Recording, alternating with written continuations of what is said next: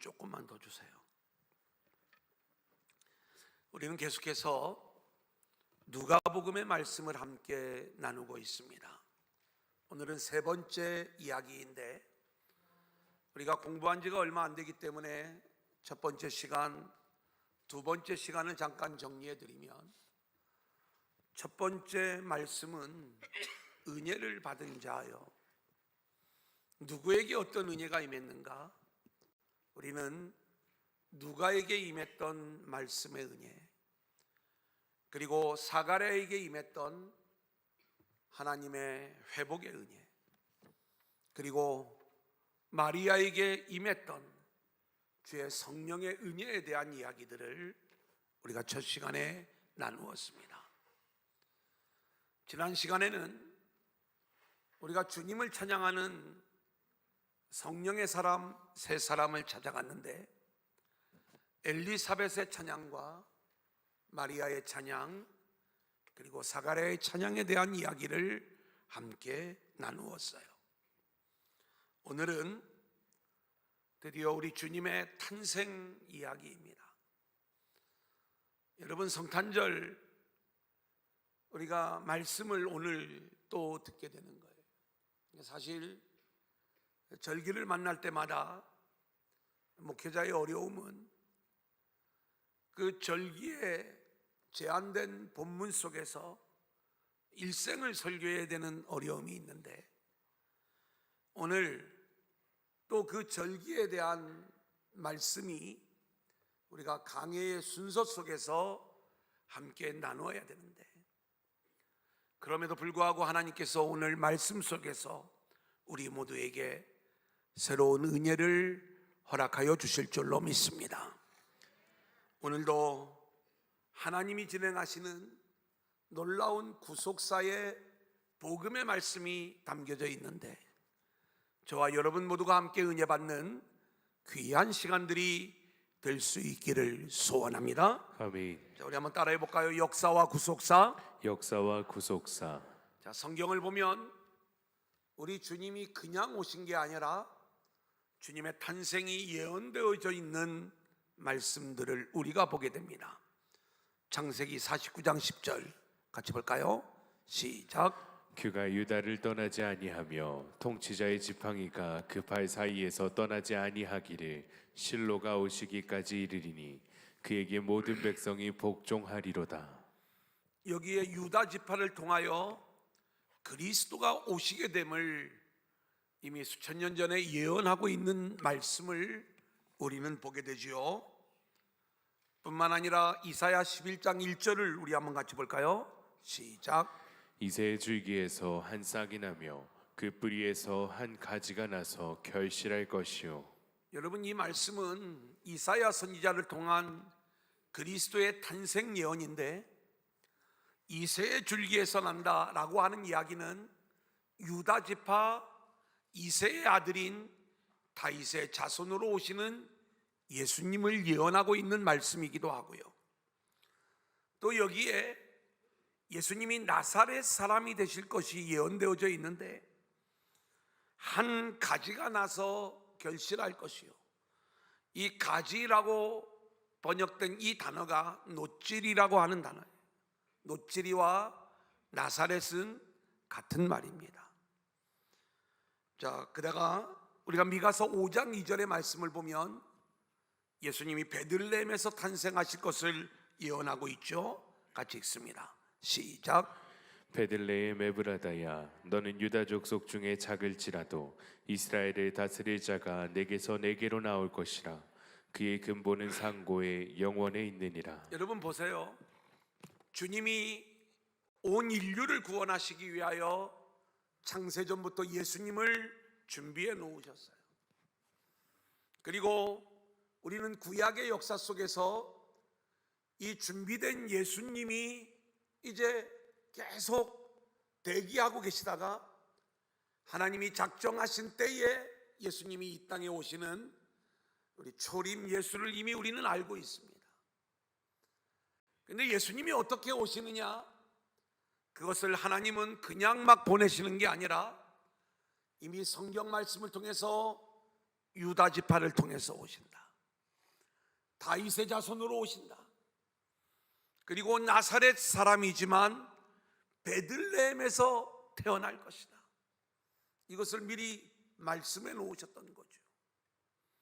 근데 놀랍게도 세상 역사가 그렇게 흘러갑니다. 오늘 본문 1절을 같이 보겠습니다. 그때에 시작. 그때에 가이사 아구스도가 영을 내려 천하로 다 호적하라 하였으니. 여러분, 이 가이사 아구스도는요, 로마 황제 아구스도를 이야기하는 거예요. 온 세상에 호적을 명령합니다.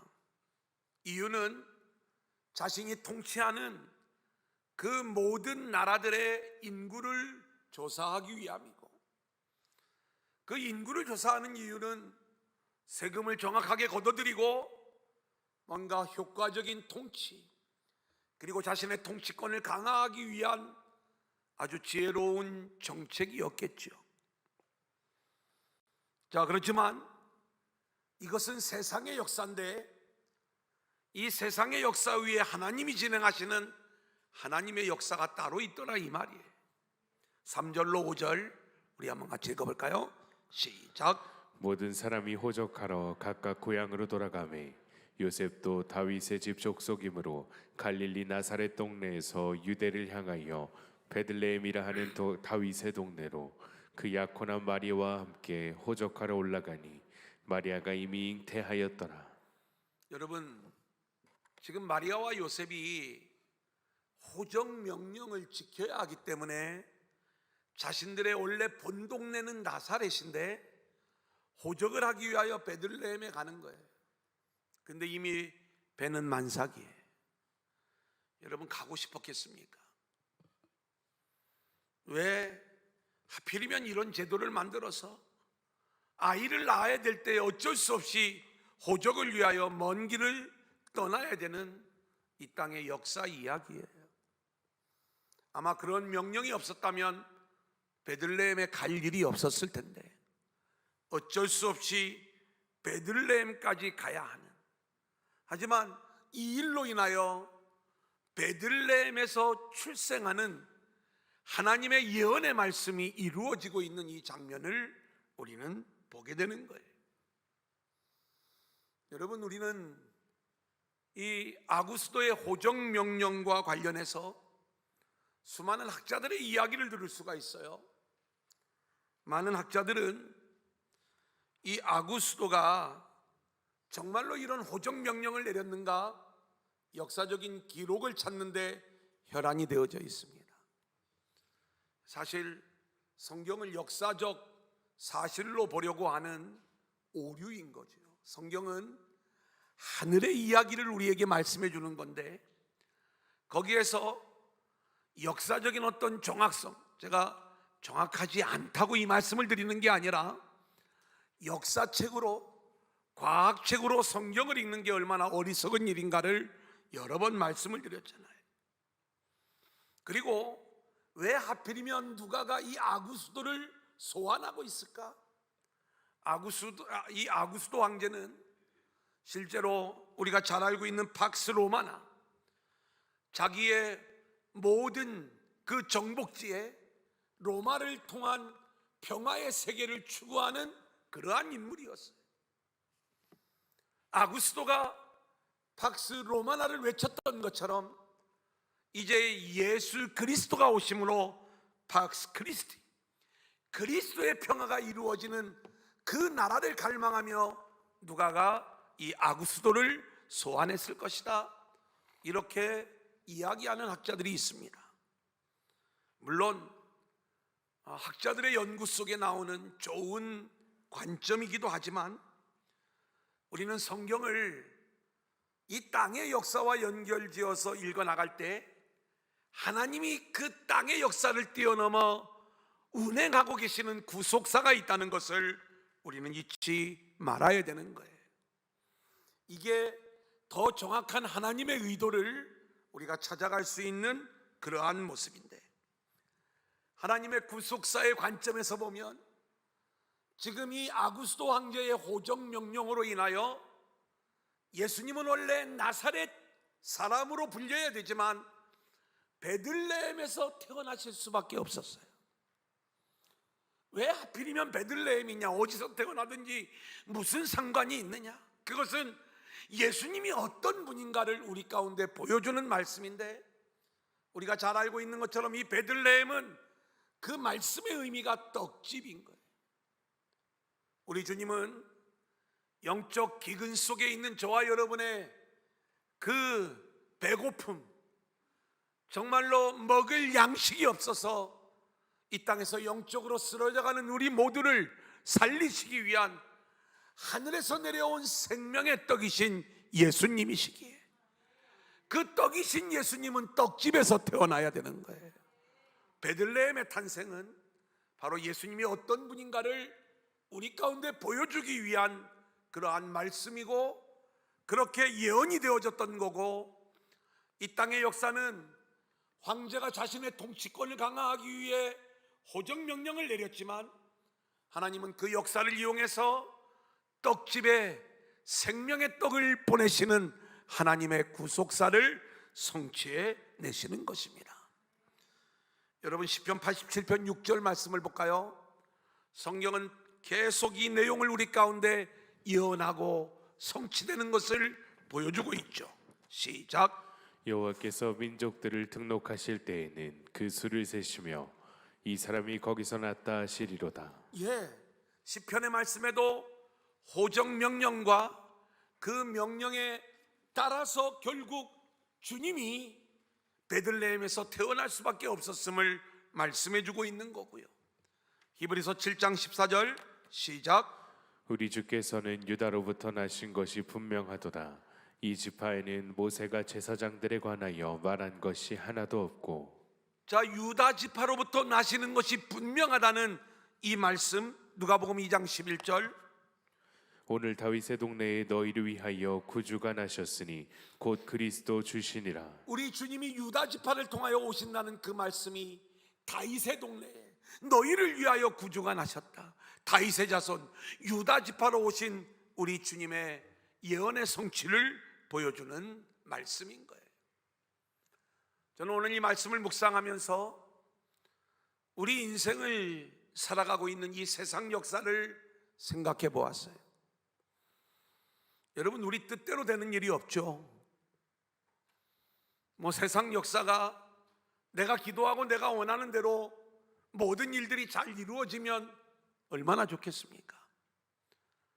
오늘 요셉과 마리아는 이 호정 명령이 없었으면 자신들의 고향 나사렛에서 뭔가 좀 편안하게 아이 낳을 준비를 하고 거기에서 예수님을 순산하셨을 거예요.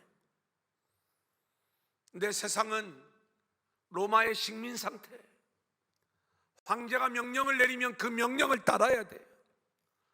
만삭의 몸이지만 호적을 하지 않으면 많은 불이익이 있기 때문에 어쩔 수 없이 그 만삭의 몸을 이끌고 베들레헴으로 향하는 그 마음이 얼마나 무거웠겠어요. 그런데 하나님은 그 세상 역사를 통해서 더 놀라운 하나님의 구속사를 우리 가운데 보여주잖아요.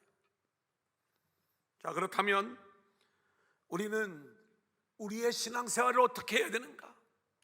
하나님, 내가 원하는 방향으로 내가 좋아하는 사람이 대통령이 되게 하시고, 또 세워진 대통령이 내가 원하는 방향으로 정책을 열어주게 하시고, 그래서 다른 사람은 어떻게 되든 말든 내 사업이 잘 열려지고 내 앞길이 잘 열려지고 내가 원하는 방향으로 복을 받게 하여 주옵소서.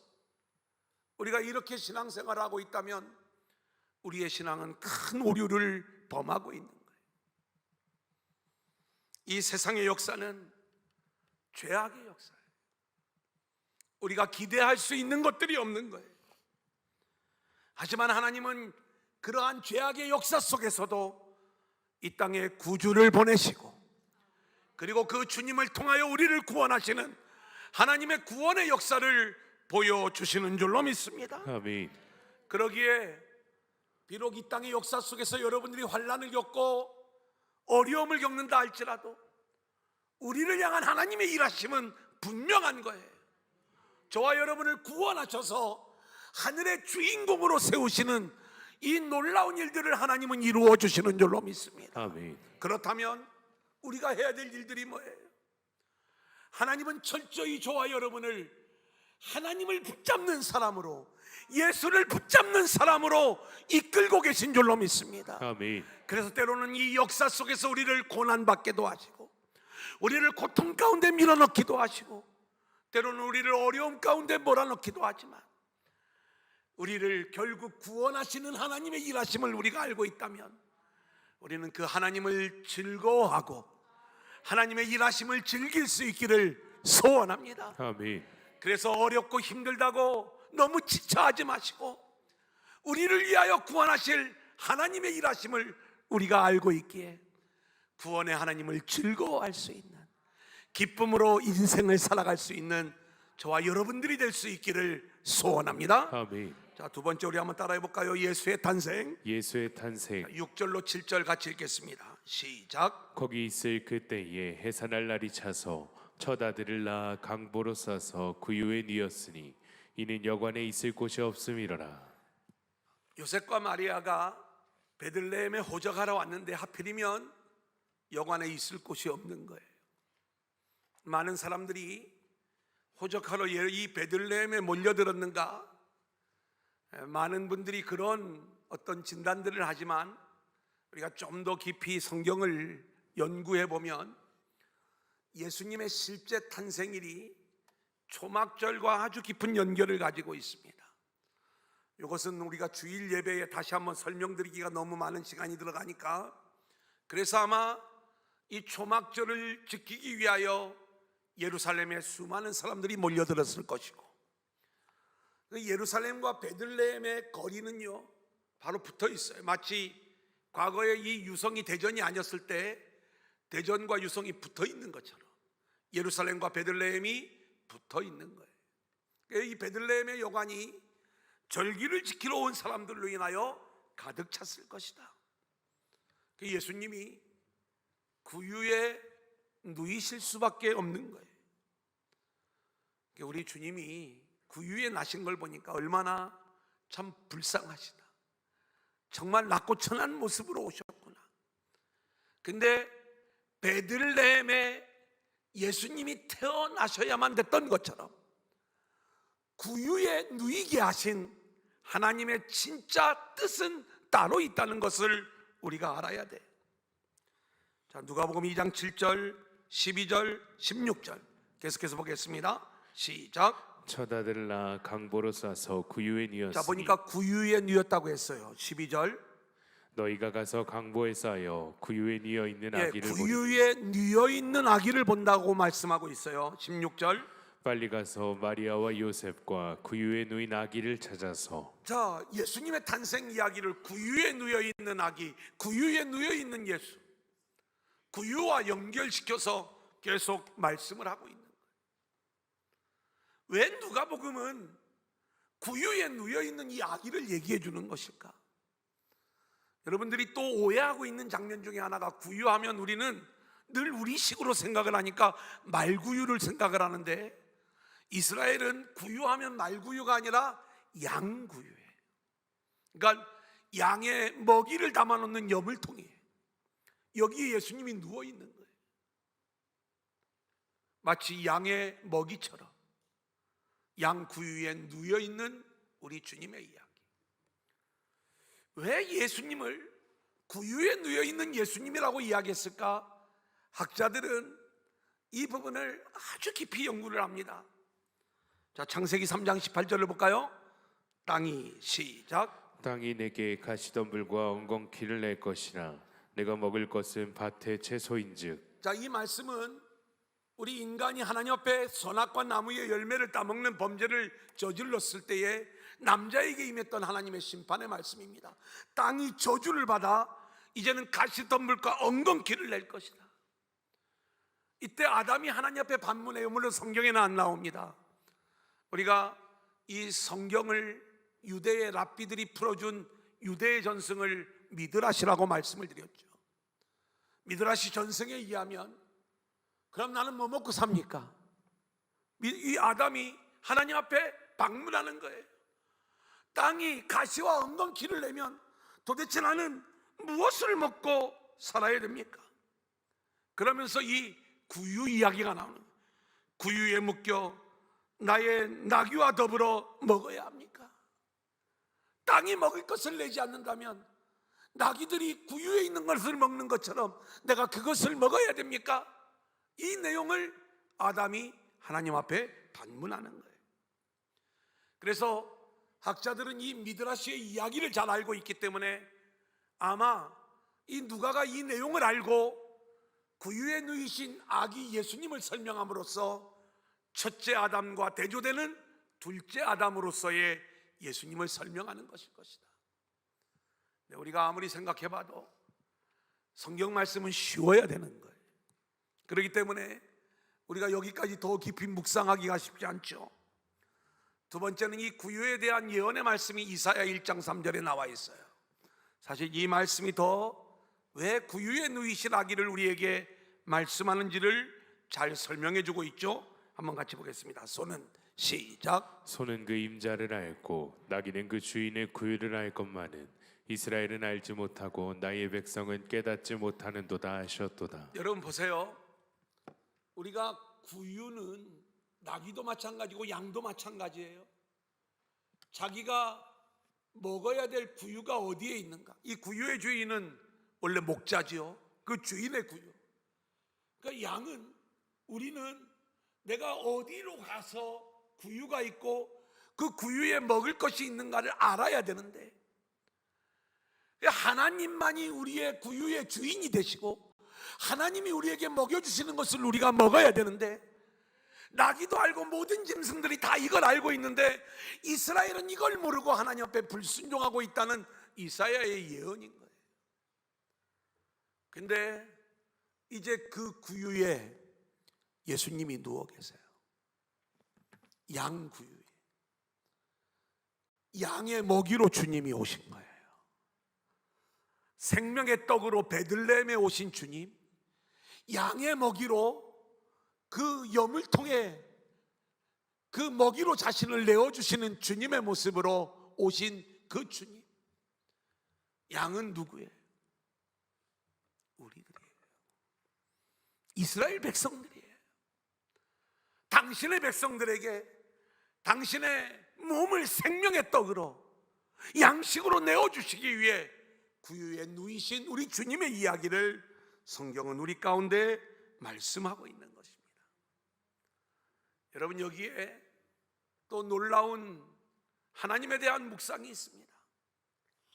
하나님이 창세전부터 언약하시고 그리고 구약의 역사를 통해서 내가 메시아를 보낼 것이다 계속 약속을 하셨는데, 하나님이 이 예수님을 보내시기 위하여 준비해 놓으신 게 뭔가 했더니 여물통 하나에, 아니 우리 교회에 지금도 이 임신하고 아이를 갖고 있는 우리 젊은 집사님들이 잔뜩 계신데, 이 아이가 태어나기 위해 우리가 얼마나 많은 것들을 준비합니까?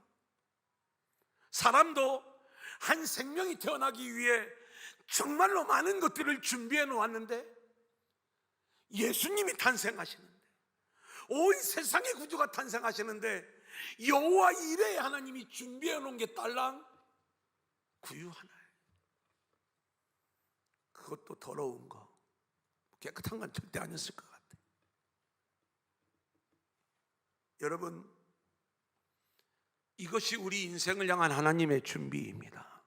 여러분, 비록 양구유였지만 이것이 주님이 어떤 분인가를 우리에게 당신의 몸을 내어주시고 당신이 우리의 먹이가 되셔서 우리를 살리시는 그 주님을 드러내기에 최고의 준비가 양구유였다면, 오늘 우리 인생을 향한 하나님의 준비도, 우리는 세상에 좋은 직업을 하나님이 준비해 놓기를 원하셨고 뭔가 엄청나게 대단한 것들로 우리를 채워주시는 그 준비를 우리가 기대하고 있지만, 우리가 일상 속에서 살아가는 모든 삶의 과정이 우리 인생을 향한 하나님의 최고의 준비인 줄로 믿습니다. 아멘.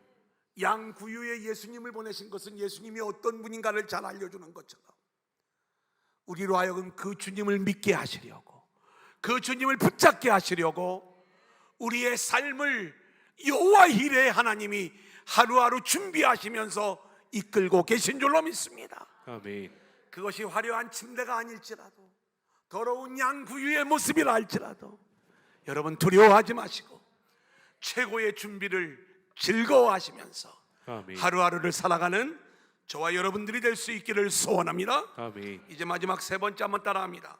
목자들의 이야기. 목자들의 이야기. 자, 누가복음 2장 8절로 12절 같이 읽어볼까요? 시작. 그 지역의 목자들이 밤에 밖에서 자기 양떼를 지키더니 주의 사자가 곁에 서고 주의 영광이 그들을 두루 비추매 크게 무서워하는지라.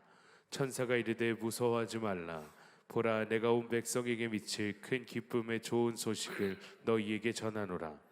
오늘 다윗의 동네에 너희를 위하여 구주가 나셨으니 곧 그리스도 주시니라.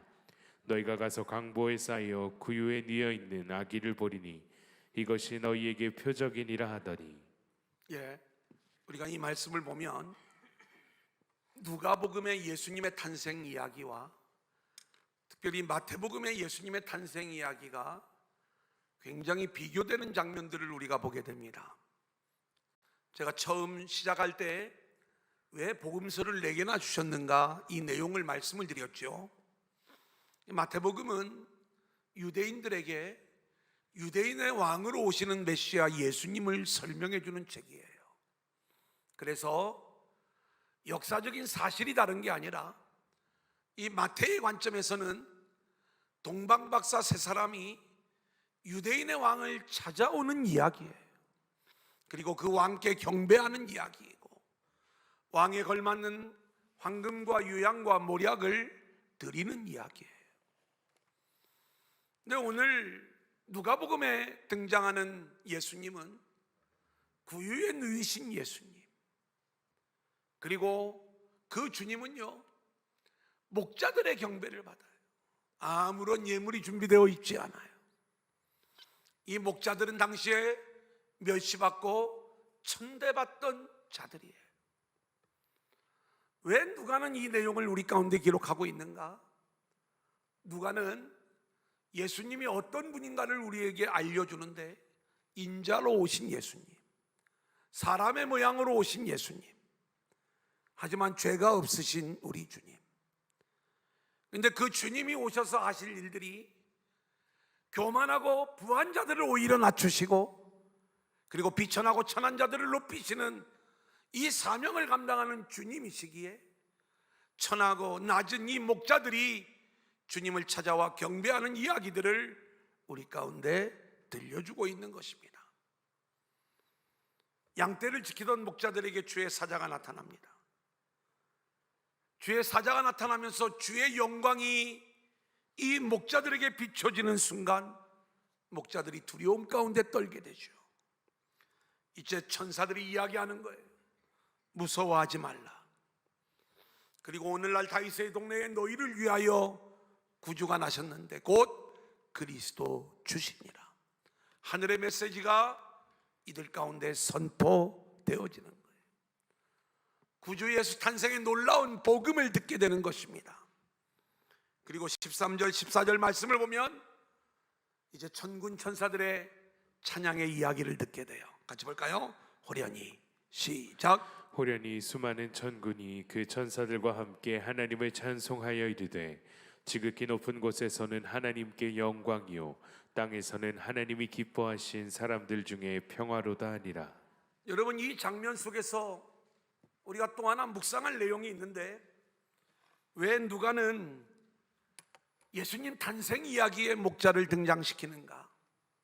조금 전에 이야기했던 것처럼 예수님은 가난하고 소외된 낮고 천한 자들을 위하여 오신 예수님이시기 때문이다.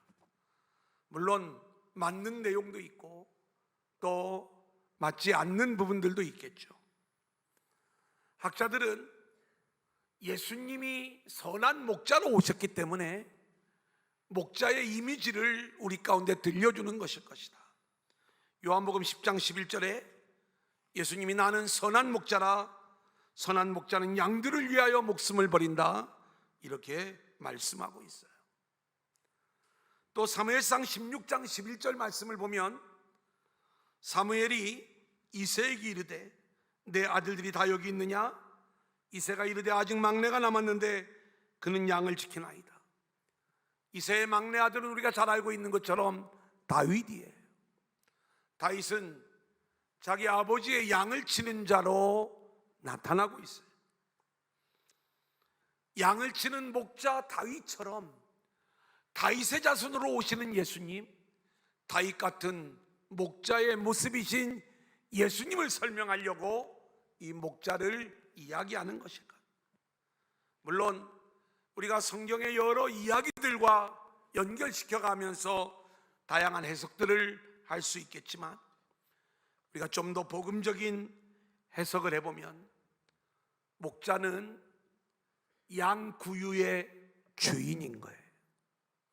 그래서 목자들은 양을 먹이는 자들이고, 양의 먹이가 있는 양 구유의 주인이 바로 목자의 모습인데, 이 목자들이 양 구유로 찾아오는 것은 어쩌면 당연한 모습인 것이고, 그리고 거기에 구유에 누이신 아기를 보면서 우리가 먹여야 되는 진짜 먹이는 그 여물통에 놓여져야 되는 이 세상의 양식이 아니라 예수 그리스도가 우리가 먹어야 되는, 양들이 먹어야 되는 진짜 먹이이구나 하는 것들을 알게 되는 것이고, 그리고 그 양의 구유의 주인인 목자들이 오히려 예수님께 경배했다는 사실은 오히려 이 모든 것의 진정한 주인은 예수님이심을 우리 가운데 보여주는 것이다.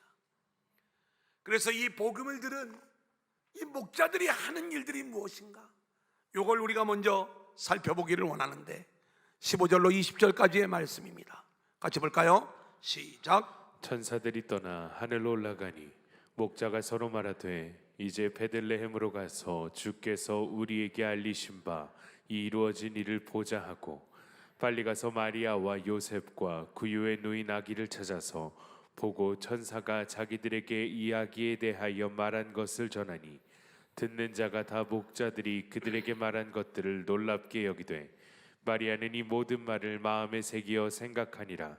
목자들은 자기들에게 이르던 바와 같이 듣고 본 그 모든 것으로 인하여 하나님께 영광을 돌리고 찬송하며 돌아가니라. 아기 예수 탄생의 소식을 들은 목자들이 어떤 일들을 했는가? 오늘 예수를 만난 우리들, 복음을 들은 우리들이 해야 될 일들이 무엇인가? 한번 따라해 볼까요? 듣고 보고 전하자. 듣고 보고 전하자. 여러분, 이게 복음의 사람이 해야 될 유일한 일인 거예요. 황금과 유향과 모략을 드리는 일도 소중하겠지만 이 낮고 천한 목자들이 한 일은 딱 이거 한 가지, 천사들의 이야기를 듣고 가서 본 거예요. 그렇게 예수님을 만나고 그 예수님 만난 그 모든 과정들, 그리고 하나님이 하신 역사들을 전했던 거예요. 이게 성도의 삶인 거예요. 저와 여러분이 이곳에서 복음을 듣고 예수님을 꼭 만나서 내 눈으로 보고 그리고 그 복음을 전할 수 있는 목자의 모습이 우리 모두의 모습이 되어질 수 있기를 소원합니다. 아멘. 자, 이 목자와 관련되어 이제 조금은 어려운 이야기이지만 우리가 정말로 우리의 영성을 좀 깨우칠 수 있는 말씀이기에 이 내용 정리해드리고 마치도록 하겠습니다. 이 목자들과 연결지어 겐 사람, 겐 족속과 이 베들레헴의 목자들을 연결시키는 연구가 있습니다. 저는 굉장히 의미가 있는 연구다 이렇게 생각을 하고, 이것이 오늘 이 시대에 우리가 어떻게 목자와 같은 모습으로 살아가면서 다시 오실 주님을 기다려야 되는가와 아주 밀접하게 연결이 되어 정리해 드리기를 원하는 거예요. 제가 여러 번 말씀을 드려왔어요. 여러분, 이드로 모세의 장인이 겐 사람이다라는 건 우리가 알고 있죠. 출애굽 이야기를 공부하면서 이 겐 족속이 출애굽 공동체에 합류하는 이야기, 그리고 사사기 1장에 보면 이 겐 족속이 유다 지파와 함께 종려나무 성읍으로 올라가서 유다 황무지를 차지하는 이야기, 다 공부했던 내용들이에요. 왜 이들이 황무지를 차지하는가? 겐 족속은 농사를 짓지 않고 포도주를 마시지 않고 집을 짓지 않았어요. 달리 말하면 장막 생활을 하는데, 이들은 자신들의 영원한 집이 땅의 집이 아니라 하늘의 집이라는 걸 알았고요. 왜 포도주를 마시지 않는가? 땅의 즐거움으로 살아가지 않고 하늘의 즐거움으로 살아가겠다는 믿음의 표현이었고요. 왜 농사를 짓지 않는가? 땅의 양식으로 살아가는 게 아니라 하늘의 양식으로 살아가겠다는 게 겐족속이었어요. 그래서 우리는 이 겐족속의 후예가 성경에 레갑 족속, 그리고 요나답의 자손들로 나오는 걸 알고 있어요.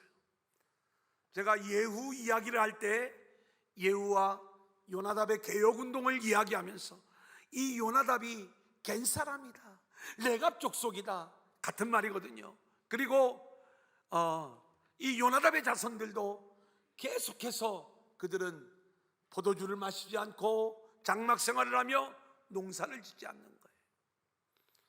자, 그런데 이들이 그렇게 광야의 삶을 살아갈 때 이스라엘이 범죄함으로 무너지게 되는 겁니다. 바벨론이 예루살렘에 쳐들어와서 모든 바벨론의 지도자들, 이 예루살렘의 지도자들을 다 잡아갈 때에 이 겐 사람들은 자신들이 살아가는 그 황무지에 그대로 살고 있었어요. 예루살렘이 무너졌어요. 이때 이들이 예루살렘으로 달려갑니다. 이게 성경의 예레미야 35장 8절로 11절인데 우리 11절만 같이 읽겠습니다. 그러나 시작. 그러나 바벨론의 느부갓네살 왕이 이 땅에 올라왔을 때에 우리가 말하기를 갈대아인의 군대와 수리아인의 군대를 피하여 예루살렘으로 가자 하고 우리가 예루살렘에 살았노라. 예, 이 레갑 족속들, 이 후손들이, 이 겐 사람들이 이제는 삶의 자리를 예루살렘 쪽으로 옮기면서 그들의 직업이 목자였던 거예요. 이 목자의 삶을 살고 그 사명을 감당하는 모습을 보여주는데, 이 레갑 자손들을 하나님이 어떻게 복 주시는가? 18절로 19절입니다. 예레미야 35장 시작. 예레미야가 레갑 사람의 가문에게 이르되 만군의 여호와 이스라엘의 하나님께서 이와 같이 말씀하시기를 너희가 너희 선조 요나답의 명령을 순종하여 그의 모든 규율을 지키며 그가 너희에게 명령한 것을 행하였도다. 그러므로 만군의 여호와 이스라엘의 하나님께서 이와 같이 말씀하시니라. 레갑의 아들 요나답에게서 내 앞에 설 사람이 영원히 끊어지지 아니하리라 하시니라. 레갑의 아들 요나답에게서 내 앞에 설 사람이 영원히 끊어지지 아니하리라. 이 약속을 말씀해 주시는 거예요. 이 겐 사람들은 결국 어떤 모습이었는가? 다 예루살렘이 망하고 포로로 붙잡혀 갔을 때에 그들은 끝까지 장막 생활을 하며 농사를 짓지 않고 포도주를 금하고 하늘을 바라보는 삶을 살다가 예루살렘 근처로 가서 목자의 삶을 살면서 하나님께 제사 지낼 양들을 키우면서 주의 날을 기다렸던 이 베들레헴의 목자들이 이렇게 레갑 족속들과 연결이 되어지는데, 하나님이 이들에게 내가 내 앞에 설 사람이 영원히 끊어지지 않도록 너희를 축복하겠다. 아기 예수 탄생에 놀라운 축복을 들었던 그 목자들이 바로 이 레갑 자손들이 아닐까, 이런 연구가 있었던 것처럼 성경이 물론 다양한 것들을 우리에게 다 말씀해 주지 않기 때문에 우리가 이 구약의 말씀과 연결지어 가면서 묵상할 따름이지만, 이제 이 시대를 살아가는 우리들은 다시 오실 주님을 우리가 기다릴 때 우리도 이 땅에서 이 땅의 즐거움이 아닌 하늘의 즐거움을 우리가 누리며 살아갈 수 있기를 원하고, 땅의 집이 아닌 하늘의 집을 소망하며 살아갈 수 있기를 소원하고, 그리고 우리가 이 땅을 살아가면서 땅의 양식이 아닌 하늘의 양식을 우리가 고대하며 살아가는 그러한 믿음의 백성이 될 때, 하나님께서 다시 오실 예수님을 우리에게 보내어 주시고 우리의 소망하는 그 영원한 하나님 나라를 선물로 우리 모두에게 주실 줄로 믿습니다. 아멘.